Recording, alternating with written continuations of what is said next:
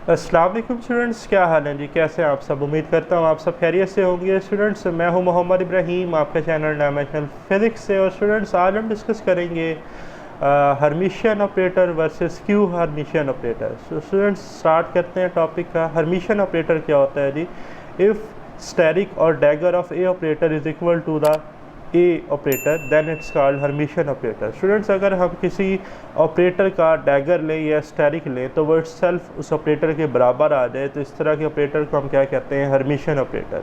जैसा कि इधर लिखा हुआ है, bra I A operator into phi ket is equal to phi bra A dagger into psi ket whole का steric.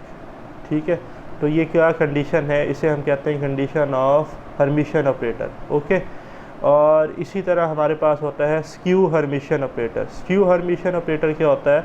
If asterisk of operator B is equal to the minus B. अगर हम क्या करें, एक ऑपरेटर था B और उसका हम डैगर लें, उसका स्टेरिक लें, तो वो माइनस बी के बराबर आए, यानी कि हमें वो ऑपरेटर तो मिले लेकिन साथ साइन क्या मिल जाए? माइनस। तो फिर इसे हम कहते हैं स्क्यू हर्मिशियन ऑपरेटर।